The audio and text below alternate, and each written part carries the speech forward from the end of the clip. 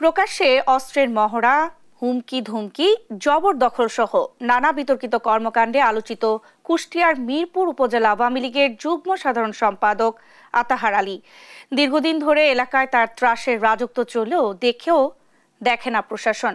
আতাহারের বৈধ অস্ত্রের অবৈধ ব্যবহারে আতঙ্কিত এলাকাবাসী, অসহায় স্থানীয় সংসদ সদস্য। ইরফান রানার ক্যামেরায় কুষ্টিয়া থেকে নাহিদ হাসান তিতাসের রিপোর্ট।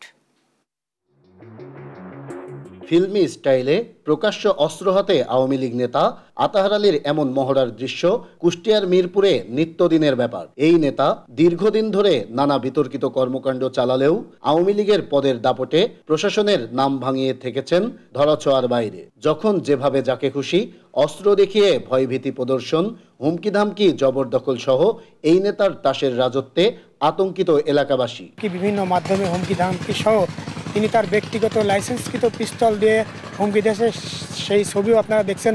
আওয়ামী লীগের নাম ভাঙে সারা এলাকায় ত্রাসের রাজত্ব কায়েম করেছেন। পিস্তল ওপেন নিয়ে মানুষের ঠেকাইয়ে মারধর করে এবং চাঁদাবাজি করে।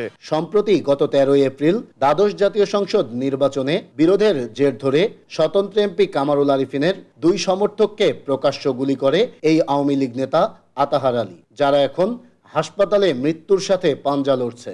ওই ভাই আমার সাথে যাতে মানে 5-7 দূরের ভিতরে উনি ধামকার গুলি করে দিল। আমার নানা পাশ দিয়ে পলাই যাচ্ছে, পরে আমার নানার পিছ যায়, মনে করেন সামনে থেকে বুকে গুলি করছে। এদিকে আওয়ামী লীগ নেতা আতাহারের এমন অস্ত্রের দাপটে অনেকটাই অসহায় স্থানীয় সংসদ সদস্য। প্রধানমন্ত্রীর হস্তক্ষেপ চান তিনি। এই খুনিরা যাতে নির্মূল করার জন্য আইনের সর্বোচ্চ ব্যবস্থা নেওয়ার জন্য, এবং আমি প্রশাসনকেও বলবো আপনারা নিরপেক্ষ ভূমিকা পালন করে। তবে পুলিশ বলছে এখন পর্যন্ত তার বিরুদ্ধে কোনো অভিযোগ পাননি তারা। এ ধরনের ঘটনার সাথে তিনি জড়িত থাকলে নেওয়া হবে ব্যবস্থা। মামলা এখনো ইজাহার পায়নি, প্রসেসে আছে ভাই। অবশ্যই সে এই ঘটনায় জড়িত থাকলে তো অবশ্যই তার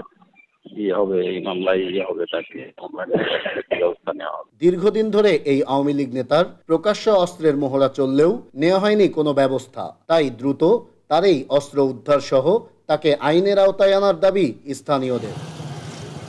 নাহিদ হাসান তিতাস, দেশ টিভি, কুষ্টিয়া।